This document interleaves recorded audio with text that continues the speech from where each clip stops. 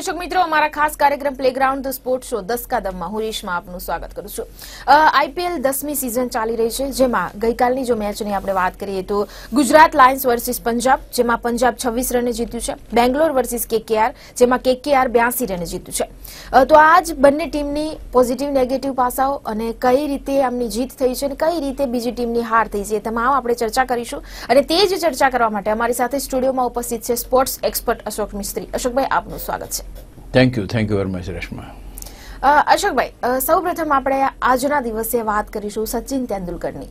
સચિન તેંડુલકરનો આજે જન્મદિવસ છે. તેમને પહેલા તો સૌપ્રથમ આપણે શુભેચ્છાઓ પણ પાઠવીએ છીએ અને સાથે સાથે આપણી પાસેથી જાણવા માંગીશું કે આજે T20ના જમાનામાં સચિન તેંડુલકરને આપણે કેવી રીતે યાદ કરી શકીએ. સૌથી પહેલા તો આ જબરજસ્ત ક્રિકેટના ભગવાનનો જન્મદિવસ છે, એટલે આપણે પહેલી શુભેચ્છા તમે કહ્યું એ પ્રમાણે ગુજરાત ન્યૂઝના તમામ દર્શકો વતી અને આપણા વતી એને કયા પરિપ્રેક્ષ્યમાં યાદ ન કરી શકાય એક મોટો સવાલ છે. Sachin Tendulkar legend test player, Sachin Tendulkar legend one day player, Sachin Tendulkar T20નો પણ બાદશાહ, કારણ કે એણે પણ ટીમની કેપ્ટનશીપ કરેલી છે, T20 રમેલો છે અને ખાસ કરીને T20 કઈ રીતે રમવું એ યુવા ખેલાડીઓને શીખવવામાં કદાચ સચિન તેંડુલકરનો ફાળો મહત્વનો છે, કારણ કે એણે પણ ફાસ્ટ ક્રિકેટ રમવાની શરૂઆત કરી જ્યારે વન ડેની અંદર, તે વખતે એમ લાગ્યું કે ના, ફાસ્ટ ક્રિકેટ આ રીતે પણ રમી શકાય છે અને એ જ ફાસ્ટ ક્રિકેટનો એક પર્યાય T20 છે. અને કદાચ T20માં પણ સચિન તેંડુલકરે ખૂબ સારું પ્રદર્શન કર્યું. ક્રિકેટના મહાન વ્યક્તિ સચિન તેંડુલકરને આજે ડેફિનેટલી એમ કહેવું પડે કે ઘણા બધા બેટ્સમેનો ભૂતકાળમાં આવ્યા અથવા તો ભવિષ્યમાં આવશે અથવા તો વર્તમાનમાં રમી રહ્યા છે.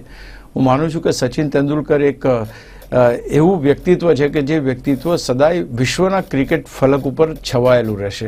એટલે he is the man who cannot be forgotten on Indian હિસ્ટ્રીની વાત નથી કરતો, I am talking about the international ક્રિકેટની ઉપરથી પણ સચિન તેંડુલકરનો પ્રભાવ ક્યારેય આપણે હટાવી નહીં શકીએ. ખાસ કરીને અન્ય દેશોની અંદર પણ જો ક્રિકેટનો આઇડલ અત્યારે બી કોઈ ગણાતો હોય તો સચિન તેંડુલકર જ છે. વિરાટ કોહલીને પણ પૂછવામાં આવ્યું હતું કે તમારી ગણના એમની સાથે થાય, ત્યારે એમણે પણ કહ્યું કે હું બહુ નાનો પડું, મારા કરતાં 2 પેઢી વધારે મોટો એ કલાકાર, વધારે મોટો એ ક્રિકેટર છે જેને કલાત્મક રીતે ક્રિકેટને ઉતાર્યું છે. કારણ કે ટેસ્ટ મેચની અંદર તમે જુઓ એના સ્ટાઇલિશ જે શોટ છે, વન ડેની અંદર જુઓ એના જે ફિલ્ડરની ઉપરથી રમવાના, અરે એ જ વસ્તુ અત્યારે T20માં આવે છે. જે વસ્તુ આજથી 10 વર્ષ પહેલા સચિન તેંડુલકર રમતો હતો એ જ વસ્તુ અત્યારે આપણે જોઈ રહ્યા છીએ. એટલે જેમ કહેવાય કે નવી જનરેશનને કદાચ T20 જો કોઈ શીખવ્યું હોય મારી દ્રષ્ટિએ તો એ સચિન તેંડુલકર છે. એટલે આપણે ડેફિનેટલી શુભેચ્છા આપી અને વિશ કરીએ કે આ જ રીતે તો ક્રિકેટના લેજન્ડ છે, ક્રિકેટના ભગવાન છે, એને તો આપણે યાદ કરીશું, પણ ક્યાંક ને ક્યાંક એની છાપ અન્ય ક્રિકેટરોમાં પણ આજે જોવા મળે છે, વર્ષો સુધી જોવા મળે એવી આપણે આશા રાખીએ. જી અશોકભાઈ, જે પ્રમાણે આપણે વાત કરીએ ગઈકાલની મેચની, તો ગુજરાત લાયન્સ વર્સિસ જે પંજાબ જે મેચ રમાઈ હતી પહેલી, જેમાં પંજાબ 26 રને જીત્યું હતું. ગુજરાત લાયન્સની જ્યારે વાત કરવામાં આવે તો ગુજરાત ઘર આંગણે પરાજય થયો છે. તો કેવા પ્રકારના હવે ત્યાં સર્કમસ્ટન્સીસ ચાલી રહ્યા છે, કેવા પ્રકારનું આપણે સમજી શકાય કે જ્યારે ઘર આંગણે એક આશા હોય છે, અને એવી રાજકોટ વાસીઓને એવી આશા હતી કે ગુજરાતના જે છે આપણને એકદમ ખૂબ જ સારો સ્કોર જોવા મળે અને ખૂબ જ સારી રીતે પરફોર્મન્સ જોવા મળે, પણ કદાચ ગુજરાતની ટીમ એ બાબતે ખરી નથી ઉતરી શકી. એક વાત તો ચોક્કસ છે કે જે પ્રમાણેની પરિસ્થિતિઓ સર્જાઈ ગુજરાત લાયન્સ અને પંજાબની મેચમાં, કદાચ હું માનું છું કે ગુજરાત લાયન્સની ટીમ થોડી ઓવર કોન્ફિડન્ટ હતી કે અહીંયા આગળ આપણને કોઈ હરાવી ના શકે અને આપણે ઘર આંગણે પંજાબની સામે બહુ મજબૂત છીએ. કદાચ એ at the back of the mind એમને ગયું છે. રાજકોટની વાત કરો તો રાજકોટની અંદર જે મેચો રમાઈ એના પણ પરિણામો બધા તરફેણમાં આવ્યા નથી. જે રીતે કલકત્તા સામે આખી ઇનિંગથી હાર્યા હતા, 10 વિકેટથી હાર મળી હતી, અથવા તો ગઈકાલની મેચમાં જે આમ લાગતું હતું કે થઈ જાય એવી પરિસ્થિતિમાં પણ તમારા હાથમાંથી મેચ નીકળી જાય. ઠીક છે, આપણે બોલિંગ બધાની સારી છે, બેટિંગ બધાની સારી છે, પણ જો તમારે રેપ્યુટેશન પ્રમાણે રમવું હોય, એનો અર્થ એ થયો કે ગયા વખતે તમે પ્રથમ ક્રમાંકે રહેલી ટીમની જે રેપ્યુટેશન છે એના પ્રમાણે જો રમવું હોય તો ગુજરાત લાયન્સની અત્યારની જે ટીમ છે એ કંઈક લાગે છે કે એ એકબીજાની સાથે એટલી જોડાયેલી નથી કે જે પહેલાં જોડાયેલી હતી. બની શકે કે ગુજરાત લાયન્સનું છેલ્લું વર્ષ છે, કદાચ નેક્સ્ટ યરથી બીજી ટીમો આવી જાય. એટલે કદાચ એક કારણ હોઈ શકે. અહીંયા ખેલાડીઓમાં એકબીજાનો જે કહી શકાય કે એટેચમેન્ટ જોવા નથી મળતું, કોઈ કન્ટિન્યુ કરી શકતું નથી. તમે ધારો કે મેકુલમ લો, ફિન્ચ લો, રેના લો, કાર્તિક લો, આ બધા બેટ્સમેનો કદાચ ઇન્ડિવિડ્યુઅલ પરફોર્મન્સ તો ક્યાંક આપ્યો છે, પણ ક્યાંક એ લોકોનું જે પરફોર્મન્સ છે એક ટીમ તરીકે મળ્યો નથી. બાકી હું નથી માનતો કે એવી કોઈ અનપ્લેએબલ વિકેટ ગઈકાલની હતી કે જ્યાં આગળ ખેલાડીઓ રમી જ ના શકે. Actually it is a batting track, અને બેટિંગ ટ્રેક હોવાથી એક વસ્તુનું ચોક્કસ એ થાય છે કે તમારી પાસે એડવાન્ટેજ રહે છે કે તમે કોઈ પણ ટીમનું જે ટોટલ હોય એ તમે કરી શકો. તમને 188ની સામે તમે જો 162માં એ થઈ જાઓ તો આઈ થિંક ક્યાંક ને ક્યાંક તમારી ક્ષમતા ઉપર સવાલો ઊભા થાય. સૌથી અગત્યની વાત હું એમ કહું કે રેનાએ 32 રન કર્યા, ફિન્ચે 13 રન કર્યા. આજે તમારી પાસે કેલ્ક્યુલેટિવ 188 રન કરવા માટેનું કેલ્ક્યુલેશન હોવું જરૂરી છે કે કોણ કઈ રીતે રમશે. જેમ તમે જોયું તો કલકત્તાની ટીમમાં સુનિલ નારાયણ પાસે ઓપન કરાવે છે અને એની પાસે ફટકા મરાવે છે. એક દાખલો છે કે તમે કઈ રીતે તમારી પાસેના અવેલેબલ રિસોર્સિસને તમે કરો. તમે સ્ટાન્ડર્ડ બેટ્સમેનોને સ્ટાન્ડર્ડ જગ્યા ઉપર રમાડવાની એક પેલી રણનીતિ રાખો કે ચોક્કસ જેને કહેવાય ને કે એક જ જાતનું ઘરેડમાં તમારે રમવું છે. તમે જો ખેલાડી પરફોર્મ ના કરતો તો તમારે એને પડતો મૂકવો નથી. સ્મિથની વાત કરીએ તો Smith has never perform so far, why has not been dropped એ સવાલ છે. કાર્તિક સિવાયના કોઈ પણ બેટ્સમેન, ઇવન ઇન્ક્લુડિંગ તમે આપણા જે રેના લઈ લો કે મેકુલમ લઈ લો કે ફિન્ચ લઈ લો, I think no one was able to. અને ક્રિકેટ એ ચોગ્ગા છગ્ગાની રમત છે, બરાબર છે, પણ જ્યારે તમને ખબર હોય કે 188નું તમારી પાસે ટાર્ગેટ છે તો તમારી વિકેટ જરૂરી છે ક્યાંક, એ પણ વિચારવું જોઈએ. Of course I don't want to take the credit away from Sandeep and Mohit. Sandeep અને મોહિતે ગઈકાલે ડેફિનેટલી બહુ સરસ બોલિંગ કરી છે અને અત્યાર સુધીમાં કદાચ આઈપીએલમાં સૌથી વધારે ઇમ્પ્રેસ કરે એવી બોલિંગ કરી હોય તે ગઈકાલે થઈ છે કે જ્યારે ગુજરાતની સામે એમણે કરી. કરિયપ્પા અને અક્ષર પણ બહુ સરસ એ કરી, એને બી આપણે ક્રેડિટ આપવી પડે. હી બેટેડ ઓલ્સો વેરી વેલ, 34 રન એને બનાવ્યા, વિકેટો પણ લીધી. એટલે ક્યાંક કહી શકાય કે આખી મેચમાં જોઈએ તો કમિટમેન્ટનો મને અભાવ જોવા મળ્યો. એવું નહોતું કે આ ટીમને રમી જ ના શકાય અથવા તો બોલર એવો નહોતો કે જેને રમી ના શકાય, પણ ક્યાંક બહુ જ સારી બોલિંગ અને એના કારણે કદાચ ગુજરાતની જે ટીમ છે એ ખખડી ગઈ કહી શકાય. અને બીજી અગત્યની વાત એ છે કે ફરી પાછી એ લોકો છેલ્લા ક્રમે જતા રહ્યા છે, એ સૌથી એટલે 7મા ક્રમે જતા રહ્યા, એ સૌથી મોટી બાબત છે. એમ લાગ્યું કે કલકત્તાને હરાવ્યું એટલે કદાચ ગુજરાત લાયન્સનો જુસ્સો વધ્યો હશે ને એ જુસ્સો આપણને રાજકોટમાં જોવા મળશે, but it did not happen.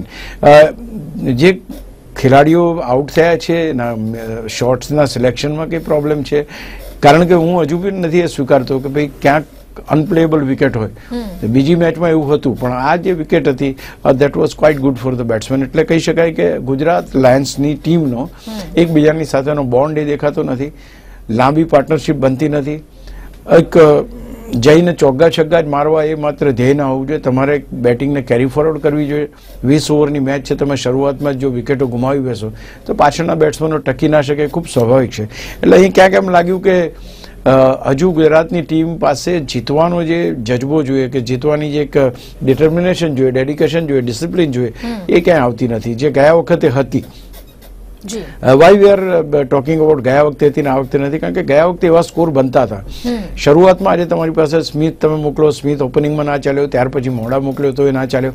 આજે તમારી પાસે ઓપનિંગ બેટ્સમેન થોડા ઘણા રન તો બનાવી શકો છો. વાય ઇટ ઇઝ હેપનિંગ કે કોઈ જ રન નથી બની શકતા. એટલે ક્યાંક ગુજરાત લાયન્સનું પણ આ વખતે પરિસ્થિતિ એવી છે કે જે ગયા વખતે પુણેની હતી, પુણે આ વખતે આગળ નીકળી રહ્યું છે, એની સાથે સાથે ગુજરાત લાયન્સ પાછળ ધકેલાઈ રહ્યું છે. એટલે પાછા આવવાની તક તો છે હજુ, એવું નથી કે એવરીથિંગ ઇઝ ક્લોઝ, પણ એ આવવાની જે લય જોઈએ અથવા તો જે શોટ્સ બેટ્સમેનના જોઈએ. એક મેકુલમ ને ફિન્ચને તમે વાત કરો તો મને લાગતું નથી કે કોઈ ખેલાડી એ ટોપ ગિયરમાં હોય કે જે એ પ્રકારના શોટ રમીને, ધારો કે કોઈ ટાર્ગેટ આપ્યું હોય, ટાર્ગેટ તમને 15 ઓવરમાં પૂરું કરી આપે, એવી ક્યાંક લય દેખાતી નથી. એટલે તમે everything you cannot depend upon Raina. જો રેના ના રમે તો બાકીનું શું, તો બાકીનું પછી વિકેટો ભેગી થઈ જાય છે. એટલે એ વસ્તુ અગત્યની છે કે ફિન્ચ, મેકુલમ, રેના આ બધા બેટ્સમેનો એમની કેલિબર પ્રમાણે રમે. કારણ કે ક્યાંક ને ક્યાંક હવે એમ લાગે છે કે જેમ આઈપીએલ આગળ વધી રહી છે એમ કોમ્પિટિટિવ ક્રિકેટ વધારે આવે છે, ત્યાં ક્યાંક ને ક્યાંક આ જે બધી ટીમો છે વિખરાવા માંડી છે. જી અશોકભાઈ એકદમ સાચી વાત કહી. જે પ્રમાણે ગુજરાત લાયન્સની જે પ્રમાણે આપે વાત કહી છે કે ક્યાંક ને ક્યાંક તેમાં બોન્ડિંગ નથી અને ટીમને એક સાથે લઈને અહીંયા ચાલવાની, કદાચ એવું આપણે માની શકીએ કે રૈના એઝ અ કેપ્ટન સફળ નથી સાબિત થઈ રહ્યો. એવું કહેવાનું કોઈ કારણ નથી, કારણ કે ગયા વખતે પણ એ કેપ્ટન હતો અને એ કેપ્ટન હતો છતાં એમણે ટીમને બહુ સારી રીતે પહોંચાડી. ગયા વખતે ઓલરાઉન્ડ પરફોર્મન્સ જોવા મળતા હતા, દરેક બેટ્સમેન પોતાની રમત રમતા હતા. મેકુલમ રમતો હતો, ફિન્ચ ફોર્મમાં હતો, સ્મિથ સારું રમતો હતો, રૈના પોતે સારું રમતો હતો અને બોલર્સ એમના સારું કરતા હતા. અહીંયા શરૂઆતની મેચો બોલરના હિસાબે હાર્યા, પછી બોલિંગ ડિપાર્ટમેન્ટ તમે સરખું કર્યું તો તમે બેટિંગ નથી કરી શકતા.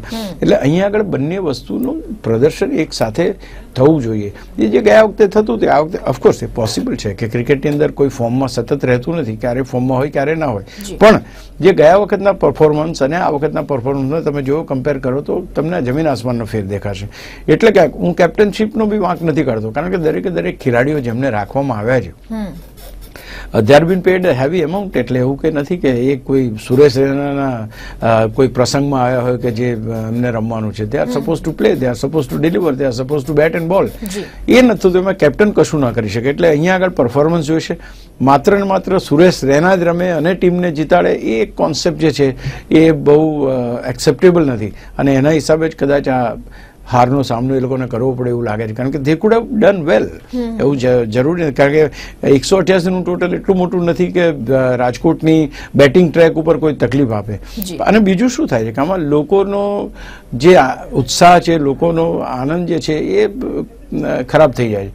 કારણ કે લોકો રાજકોટમાં મેચ જોવા જાય એટલે ગુજરાત લાયન્સનું નામ છે, ગુજરાતનું નામ છે, લોકો જોવા જાય અને પછી આ રીતના ફાઇટ કરીને તમે એકાદ રનથી 2 રનથી હાર્યા જીત્યા હો તો દરેકને ગળે ઉતરે. પણ આ રીતે તમારો કોલેપ્સ થઈ જાય કે પેલાના 188 રનને તમે 162માં ઓલ આઉટ થઈ જાઓ, તમારી બેટિંગની કન્સિસ્ટન્સી ના રહે તો લોકોને દુઃખ થાય કે યાર પૈસા પડી ગયા આપણા. એટલે ક્યાંક પૈસા વસૂલ મેચો જો આઈપીએલમાં નહીં મળે ને તો હું માનું છું કે આવનાર વર્ષોમાં આઈપીએલનું અસ્તિત્વ જોખમમાં આવી જશે. એટલે તમારી પાસે કોમ્પિટિટિવ ક્રિકેટ રમતા જ ખેલાડીઓ રાખો અને કોમ્પિટિશન લાગવી જોઈએ. વન સાઇડેડ મેચ થઈ જાય તો એમાં એનો કોઈ મતલબ રહેતો નથી. જી અશોકભાઈ, પંજાબની બેટિંગ અને બોલિંગ વિશે આપનું શું કહેવું છે? પંજાબની પણ એમ ના કહી શકાય કે એમની બોલિંગ બેટિંગ બહુ જ સરસ હતી, પણ they did it well. અને આમલા જે રીતે રમી રહ્યો છે, ઇઝ પ્લેઇંગ ફેન્ટાસ્ટિક. એની ટેસ્ટ મેચનો આ ખેલાડી છે, પણ T20માં શું જબરજસ્ત એના શોટ છે. આ જ વસ્તુ અગત્યની છે કે તમે ટેસ્ટ મેચના ખેલાડી છો, તમને ખબર છે કે કઈ જગ્યાએ કઈ રીતે રમવું. એ પ્લેસિંગ કરીને એ સિક્સર્સ મારીને he is playing so good. એટલે એક તો પહેલી વસ્તુ એ છે કે પંજાબને સ્ટાર્ટિંગ સારું મળવા માંડ્યું છે. આમલાની તમે બેટિંગ જુઓ તમે તો 40 બોલમાં 65 run is a good total. અને ત્યાર પછી તમે માર્શ છે, પછી મેક્સવેલ છે, પછી અક્ષર રમી ગયો. એટલે અહીંયા આગળ પરફોર્મન્સ ભલે ટુકડે આવે છે. આમલાને બાદ કરીએ તો પછી 30-35 રન જોડ્યા, પણ 30-35 રન જોડીને ટીમનું ટોટલ 188 સુધી પહોંચ્યું. સો દેટ ઇઝ વેરી ઇમ્પોર્ટન્ટ કે 188 એટલે એવો ટોટલ કે જે ઇઝીલી ચેસ ના થાય, તમારે થોડું પ્લાનિંગ કરવું પડે. ઇટ્સ નોટ કે ન થઈ શકે, પણ યુ નીડ ટુ પ્લાન. એ અહીંયા આગળ ક્યાંક ને ક્યાંક એ ટીમ પાછી પડી. અને એના બોલરો તમે જુઓ, પંજાબના બોલરો દે હેવ બહુ ડિસિપ્લિન બોલિંગ. એમ કહી શકાય કે શોટ નાખવાના હતા ત્યાં શોટ નાખ્યા, એટલા બધા વેરિએશન્સ કર્યા, બેટ્સમેનોને તકલીફમાં મૂક્યા, એમની રેગ્યુલર ઇન્ટરવલથી વિકેટો લીધી. એટલે ઓલ સેડ એન્ડ ડન પંજાબની એકદમ જેને કહેવાય ને કે મેક્સવેલ ની કેપ્ટનશીપ ખીલી ઉઠી ત્યાં આગળ. અને અહીંયા આગળ સુરેશ રૈના ક્યાંક આપણને ઇમ્પ્રેસ ના કરી શકે, કોઈને ના કરી શકે, in spite of his good batting. જી અશોકભાઈ, જ્યારે બીજી મેચની જો વાત કરીએ કે બેંગ્લોર વર્સિસ KKRની, તો કહી શકાય અને માનીએ પણ છે અને આપણને દેખાય પણ છે કે વિશ્વના બેસ્ટ બેટ્સમેન જે ટીમમાં છે અને એ ટીમ પૂરેપૂરી પત્તાના મહેલ જેમ હોય છે તે જેમ ખરી પડે છે તેવી રીતે ખરી પડી અને શરણે થઈ ગઈ. હવે કાલની મેચ તો સમજની બહાર જતી રહી છે, કારણ કે જે પ્રમાણેની બેટિંગ પીચ થોડી ડેફિનેટલી તકલીફવાળી હતી એની ઉપર રમવા માટે, પણ જે પરિસ્થિતિમાં રન બન્યા અને એ રન બનવા માટે 131નું ટોટલ કંઈ બહુ મોટું ટોટલ નહોતું કે જે ચેઝ ના થઈ શકે. એકદમ શોર્ટેસ્ટ એક આઈપીએલના ઇતિહાસની અંદર આ 10મો પ્રસંગ જ એવો છે કે જેમાં 131 અથવા તો એનાથી નીચેનું ટોટલ ડિફેન્ડ ના થયું હોય. એટલે ધીસ ઇઝ વેરી, આટલી બધી મેચો, હજારો મેચો રમાઈ ગઈ, એની અંદર તમે ખાસ 10 પ્રસંગો એવા છે અને 10 પ્રસંગોમાં તમારી ટીમ આવે છે કે તમે એ ટીમને એ ના કરી શક્યા, અને કલકત્તાએ એ એટલા ટોટલને પણ ડિફેન્ડ કર્યું. So that is very important. જે પ્રમાણેની ટીમ, ગૌતમ ગંભીરની જે પહેલી વસ્તુ તો hats off to them, they have bowled extremely well. અહીં આગળ ખાસ કરીને બોલિંગની જો વાત કરો તો ચહલે પણ બહુ સરસ બોલિંગ કરી અને 3 વિકેટો જે લીધી અને 131નો ટોટલ હતું, એટલે એવરીબડી વોઝ ક્વાઇટ ક્લિયર કે હવે આ તો જીતવામાં કંઈ બહુ તકલીફ પડવી ના જોઈએ. It's easy this thing. Nathan કલ્ટર-નાઇલની જે રીતને બોલિંગ જોવા મળી આપણને, અને એણે 3 વિકેટો કોની લીધી? વિરાટ કોહલી, ડિવિલિયર્સ, ગેલ, આવા 3 જાદવ, આવી 3 મોટી વિકેટો એણે લીધી અને તમારી પાસે દુનિયાના શ્રેષ્ઠ બેટ્સમેનો છે.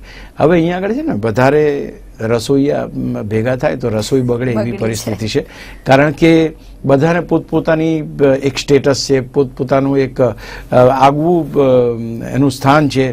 ગેલ કંઈક એની પોતાની સેલ્ફને માને છે કે આઈ એમ XYZ. ડિવિલિયર્સ એની ટીમનો બહુ મોટો એ છે. એ પ્રમાણે તમે બાકીના બેટ્સમેન જુઓ, એટલે અહીંયા આગળ ક્યાંક રમત કરતા લોકો મહાન થઈ ગયા, એટલે મોટા થઈ ગયા, એટલે ક્યાંક રમત નાની લાગવા માંડી. જે રીતે ગેલની બેટિંગ તમે જોઈ, જે રીતની ઇવન વિરાટ કોહલીની બેટિંગ જોઈ. Virat Kohli is a very seasoned batsman. હવે એનો પરફોર્મન્સ આપણને દર વખતે સાતત્યભર્યો જોવા નથી મળતો. શરૂઆતમાં આવીને જે શોટે આગળ સ્ટ્રેચ થયો અને પછી કોટ બિહાઇન્ડ થયો, દેટ વોઝ સમથિંગ અનયુઝ્યુઅલ કે ભાઈ આવી રીતના કેવી રીતના આઉટ થાય. ઓફકોર્સ કલ્ટર-નાઇલની જે બોલિંગ હતી નાઇલની, દેટ વોઝ ફેન્ટાસ્ટિક. એની જે લાઇન, લેન્થ, ડાયરેક્શન, લોકોને સમજ જ ના પડી કે આને કઈ રીતના રમવું અને કઈ રીતના કરવું. એટલે પહેલી તો વસ્તુ આની બોલિંગ જબરજસ્ત. ઉમેશ યાદવની બોલિંગ જબરજસ્ત છે. IPLના ઘણા બધા વખતના ઇતિહાસમાં કદાચ એવું બન્યું હશે કે 10 વિકેટો પેસ બોલરોએ લીધી છે. That is again this. અને સામે છેડે તમે જુઓ તો ચહલે વિકેટ લીધી, એટલે સ્પિનરે લીધી છે. એટલે આ ડિફિકલ્ટ વિકેટ હતી, સ્પિનરની વિકેટ હતી કે ફાસ્ટરની વિકેટ હતી, નો વન ઇઝ એબલ ટુ જજ. પણ કોઈ પણ ખેલાડી, એટલે કે રોયલ ચેલેન્જર બેંગ્લોરનો કોઈ પણ ખેલાડી 2 આંકડામાં પ્રવેશ ના કરી શક્યો, 10 થી વધારે રન ના કરી શક્યો. આઈ થિંક આનાથી મોટી શરમજનક બાબત તો બીજી કંઈ ના કહેવાય. કોઈ બીજી ટીમ હોય તો ઠીક છે, બેંગ્લોર કે ગયા વખતે જે રનર્સઅપ ટીમ છે, જેનો કેપ્ટન પોતે વિરાટ કોહલી છે, જેની અંદર તમારી પાસે ડિવિલિયર્સ છે, આ બધા જબરજસ્ત ખેલાડીઓ, ગેલ જે છે, કેદાર જાદવ છે કે જેની આટલી મોટી ઇનિંગ એને રમીને કેટલું જબરજસ્ત એને પ્રદર્શન કર્યું છે. આઈ થિંક કોઈ ના રમી શકે. I think something is wrong. એવું નથી કે આજે કોકે તો એવું કમિટેડ હોય કે ભાઈ ના હું રમી જઈશ. તમે જોયું ઘણી બધી આપણે મેચો જોઈએ છે, ટોપ ઓર્ડર બહુ જલ્દી આઉટ થઈ જાય, તો છતાંય પણ 6ઠો 7મા ક્રમનો બેટ્સમેન પણ રમે છે. આપણે મોરિસની એની રમત થોડા દિવસ પહેલા જ હતી, દે હેવ પ્લેડ વેલ, એના ટોપ ઓર્ડર ખલાસ થઈ ગયો તોય. એટલે આ જે વસ્તુ છે, જે દિલ્હીની જે વાત કરું છું, એ ક્યાં આટલા બધા લોકોને કોઈને એવો કમિટમેન્ટ નહીં કે મારી ટીમ માટે રમવાનું જ મારે. એ મને બહુ ખાસ ઉડીને આંખે વળગે એવી બાબત એ છે કે ક્યાંય બોન્ડ નથી જણાવતો, પોતપોતાના રીતે પોતે રમે છે. આજે એવું છે કે તમારી પાસે આટલું નાનું ટોટલ છે, દેર વોઝ નથિંગ, કે એવું કોઈ વસ્તુ નથી કે જે તમે ન કરી શકો. ન તો વિકેટ એટલી બધી ટર્ન થાય છે, ન વિકેટ એટલી બધી. ઓફકોર્સ સારી બોલિંગ હતી, પણ સારી બોલિંગ માટે તો તમે સારા બેટ્સમેન છો. You are suppose to play, you are suppose to deliver, you are suppose to score runs. એ નથી થતા. એટલે ક્યાંક એમ કહી શકાય કે મોટા માથાઓ ભેગા કરીને પણ જો તમારું પરિણામ ન આવતું હોય, અને છેલ્લે આજે વિચાર કરો કે ગયા વખતની ટોપ ટીમ આજે છેલ્લા ક્રમે છે, એટલે આનાથી બીજી ખરાબ બાબત શું કહે છે? ગઈકાલે વિરાટ કોહલીની આંખમાં આંસુ આવી ગયા હતા જ્યારે આઉટ થઈને ગયો, અને ત્યાર પછી જ્યારે એને પૂછવામાં પણ આવ્યું કે આજનું શું થયું, તો કે હું શું બોલું કરે, vote M I going to tell કરે, મારી પાસે there is nothing I can talk about our self. એટલે હું એને એ બી કહ્યું કે ઓકે હું આઉટ થઈ ગયો પહેલી ઓવરમાં, પણ બાકીના 10 જણા તો હતા ને. સો અહીંયા આગળ એ જ વ્યથા છે કેપ્ટનની કે 10 જણા હતા, હું આઉટ થઈ ગયો તો બાકીના કોઈએ રમ્યું નહીં. એટલે આ જે વસ્તુ છે એક હતાશા બતાવે છે, આ જે વસ્તુ છે ટીમનો બોન્ડ નથી એ બતાવે છે. આ વસ્તુ એમ બતાવે છે કે વિરાટ કોહલીનો જેનું બાકીના બેટ્સમેન જેની સાથે એક જે ગ્રુપ હોવું જોઈએ, એક બોન્ડિંગ હોવું જોઈએ, બોન્ડિંગ નથી બનતું. કોઈ આજે કેપ્ટન આઉટ થયો તો બીજો માણસ તરત આગળ આવીને એને લાંબી ઇનિંગ રમવી જોઈએ, એ બનતું નથી. સી ઇન્ટરનેશનલ ક્રિકેટની આ જ ખાસિયત છે કે સફળતા વર્ષો રહેતી નથી, કે નથી નિષ્ફળતા વર્ષો રહેતી. એટલે તમે બહુ સફળ થયા હો ને બહુ આસમાન ઉપર હો, પણ ક્યારે તમે નીચે આવી જાઓ નોબડી નોઝ. અને અત્યારે વિરાટ કોહલીના કેસમાં એવું બની રહ્યું છે. ભારતના બેટ્સમેન તરીકે કેપ્ટન તરીકે ઇઝ સક્સેસફુલ. એને એમ લાગ્યું કે now sky is the limit, I want to grab everything. પણ ક્યાંક એમ લાગે છે કે આ ક્રિકેટ છે, it's a funny game, it's unpredictable game, uncertainty prevails in this game.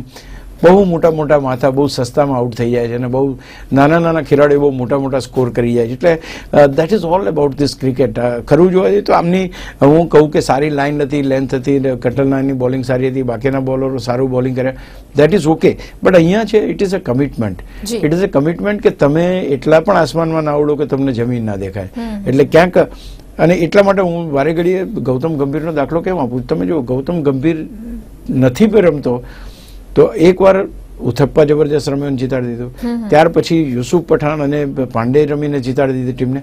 આ હોવું જોઈએ. This is called a bond, this is called એ જવાબદારી કે ભાઈ મારી જવાબદારી આ છે, આની જવાબદારી આ છે. મારો કેપ્ટન ના રમે તો શું છે, હું રમીશ.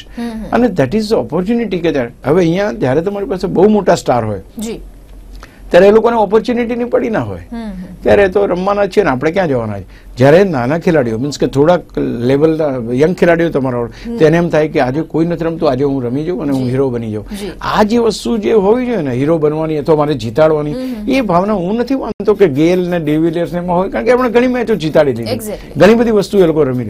એટલે અહીંયા આગળ I think Virat Kohli will have to think too. હવે હું માનતો નથી કે એમની પાસે પાછા ફરવાનો કોઈ રસ્તો છે, પણ તે છતાંય let's see, it's all about cricket. જી અશોકભાઈ, ગઈકાલે જ્યારે આપણે વાત કરતા હતા આ મેચની, ત્યારે આપણે એક સરસ વાત કરી હતી કે ગંભીર અને વિરાટ કોહલી, જો એઝ અ કેપ્ટનની વાત કરવામાં આવે તો ગંભીર જે છે બધાને સાથે લઈને ચાલે છે અને કદાચ એ જ બાબત આપણને અહીંયા સાબિત થઈ એવું લાગી રહ્યું છે. એબ્સોલ્યુટલી, એમાં કોઈ શંકાને સ્થાન નથી. એના 132 રન થયા ને, તો એ છતાં એ કેપ્ટનના મોઢા ઉપર કોઈ એ નહોતું. એને ખબર હતી, એને બધા બોલરોને પેકઅપ કર્યા કે yes we can do it. એ આ જે જુસ્સો છે, આ જે જુસ્સો ક્યારે બને તમારો કે તમારા કરતા તમારા ખેલાડીઓ થોડાક તમારું સાંભળે એ સ્થિતિમાં હોય. અહીંયા પ્રોબ્લેમ એ છે વિરાટ કોહલીનો કે એ જે ખેલાડીઓને કેપ્ટન કરે છે એ ખેલાડીઓ એના કરતા ઊંચા છે. એટલે ડિવિલિયર્સ ને બધા એના કેપ્ટન બની ગયા અને એમના મોટા મોટા રેકોર્ડ ધરાવે, ગેલ પોતાના રેકોર્ડ ધરાવે છે. એટલે એ એમને શું કે એમ. એટલે અહીંયા પ્રોબ્લેમ એ જયારે ગૌતમ ગંભીરના કેસમાં શું છે કે જે કોઈ ખેલાડી છે એ એને કેપ્ટન માનીને રમે છે. ધેટ ઇઝ અહીંયા તમારી પાસે 4-5 કેપ્ટનો છે, કોઈ કોઈનું માનવાનો સવાલ નથી.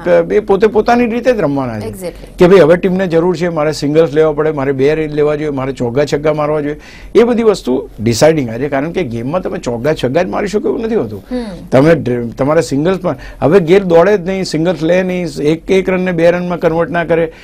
ભલે જ્યાં સુધી છગ્ગા ચોગ્ગા મારીને જીતે ત્યાં સુધી બરાબર છે, એને 10,000 રન મારી દીધા એ બરાબર છે, પણ ટીમને તો જીતની જરૂર છે. આઈપીએલમાં ટકવા માટે અથવા તો જીતવા માટે તમારી પાસે વિજય જોઈએ, તમારી પાસે પોઈન્ટ જોઈએ. તમને પોઈન્ટ ત્યારે જ મળે જ્યારે તમે જીતો.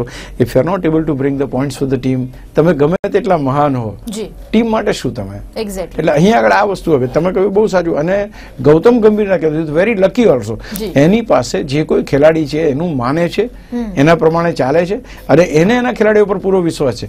જ્યારે સુનિલ નારાયણ ઓપનિંગ લાયા ત્યારે બધાના ભવા ચડી ગયા હતા કે આને ક્યાં ઓપનિંગ મળ્યા, પણ જેવા એને ધમાચકડી મચાઈને રન કરી નાખ્યા અને ટીમને જીતાડી દીધી તો લોકો આશ્ચર્ય કે યાર આમણે તો કર્યું. એ ક્યારે કરી શકે કે ક્યારે જ્યારે કેપ્ટનને ભરોસો હોય કે આનું પોટેન્શિયલ આ છે ને આ ખેલાડી કરી શકે એમ છે, અને એ ખેલાડી પણ એમ વિચારે કે મારા કેપ્ટને મને કહ્યું છે ને I am suppose to do it. This is what exactly it is. એટલે અહીંયા બધા ઘણા મોટા મોટા માણસો છે, બહુ મોટા માણસો હોય તો ટીમ ઘણીવાર પરફોર્મ ના કરી શકે જે રીતે વિરાટ કોહલી ચાહતા હોય. એટલે કંઈક તો વાંકું પડ્યું છે, કારણ કે આ પરિસ્થિતિમાં આ ટીમ મને સૌથી ઓછામાં ઓછું ટોટલ એમનું આઈપીએલનું બન્યું છે. Something is wrong. 50 રન ના કરી શકાય, જે ટીમો 250 રન કરવાની ક્ષમતા ધરાવતી હોય, બેટ્સમેનો ધરાવતી હોય, અને એ ટીમ આટલી સસ્તામાં આઉટ થઈ જાય. આપણે માની લઈએ કે બોલિંગ બધી સારી હતી, પણ આ બધા ખેલાડીઓ કોણ છે? દુનિયાના નંબર 1, 2, 3, 4 ખેલાડીઓ છે. They are suppose to play with the good bowling only. એટલે સમથિંગ ઇઝ રોંગ. અશોકભાઈ, આપણે પોઈન્ટ ટેબલની જો વાત કરીએ તો હવે પોઈન્ટ ટેબલમાં કેવા પ્રકારનું ઘમાસાન થઈ રહ્યું છે? પોઈન્ટ ટેબલની જો તમે વાત કરો તો Mumbai still they are leading 7માંથી 6, 7માંથી 6. પછી કલકત્તા છે, હૈદરાબાદ છે. સૌથી ખરાબ બાબત એ છે કે રોયલ ચેલેન્જર બેંગ્લોરની ટીમ ફરી એકવાર છેલ્લા ક્રમે જતી રહી. ગુજરાત લાયન્સ પણ નોટ વેરી ગુડ પોઝિશન, એ પણ 7મા ક્રમે છે. દિલ્હી ડેરડેવિલ્સ એ પણ 6ઠ્ઠા ક્રમે છે. રાઇઝિંગ પુણે સુપરસ્ટાર હજુ એક મેચ રમશે એટલે ત્યાર પછી ખબર પડશે કે શું પરિસ્થિતિ છે. એટલે અહીંયા આગળ જોવા જઈએ તો મુંબઈ ઇન્ડિયન્સ, કલકત્તા આ 2 ટીમો અને હૈદરાબાદ આ 3 ટીમો લાગે છે કે ટોપ 3 ટીમો તો આપણને મળી ગઈ છે. હવે ટોપની ચોથી ટીમ કઈ આવશે એ જોવાનું છે. Whether it is super giant પુનાની ટીમ આવે છે કે પછી બીજી કોઈ આવે છે. અહીંયા આગળ પુનાની ટીમનું એટલે આપણે કહેવું પડે કે એમની પાસે એક ક્ષમતા છે, ધારો કે એક મેચ જીતે એ લોકો તો 7 અને 4 થઈ જાય, 7 અને 4 જીતે they will go up. King 11 પંજાબની પણ ઉપર એ લોકો જઈ શકે એમ છે. અને એટલા માટે અહીંયા જોવાનું છે કે ચોથી ટીમ કઈ આવે છે કે પુનાની ટીમ આના પછીની જે મેચ એટલે કે 7મી મેચ, અત્યારે 6 મેચ જ રમ્યા છે લોકો, જયારે ઉપરની 4 ટીમો 7-7 મેચો રમી ચૂકી છે. એટલે એ જો 7 મેચ રમે અને જો જીતે તો પછી એનો આગળ ઉપર એ થાય તો બની શકે કે કદાચ ગયા વખતે છેલ્લા ક્રમે રહેલી ટીમ એ આ વખતે ટોપ 4 માં આવી જાય. પોસિબલ છે. Everything is possible. જી, તો દર્શક મિત્રો, જે પ્રમાણે આપણે સાંભળ્યું અને ખાસ કરીને જ્યારે વાત કરવામાં આવે કે ગઈકાલની જે મેચની આપણે વાત કરી છે જેમાં ઘણું એવું પ્રદર્શન જે લોકોની ઈચ્છા હતી તે પ્રકારે કદાચ પરફોર્મન્સ નથી જોઈ રહ્યું, પણ હવે આશા રાખ્યું છે કે આગળ જે આઈપીએલની જે હવે વચ્ચે કહી શકાય કે મિડ પોઈન્ટ એવો આવી ગયો છે અને હવે આગળ એવી આપણે આશા રાખીએ કે આપણા જે ગમતા પ્લેયર્સ ને ગમતી ટીમ જે છે ખૂબ જ સારું એવું પ્રદર્શન કરે. તો આ તમામ ચર્ચા કરવા માટે અમારી સાથે સ્ટુડિયોમાં ઉપસ્થિત હતા સ્પોર્ટ્સ એક્સપર્ટ અશોક મિસ્ત્રી. અશોકભાઈ, આપનો ખૂબ ખૂબ આભાર. Thank you very much. તો દર્શક મિત્રો, સાંજે ફરીથી આપણે આ જ વિષય ઉપર આગલી એક નવી ટીમ ઉપર વાત કરીશું. ત્યાં સુધી મને રજા આપશો. નમસ્કાર.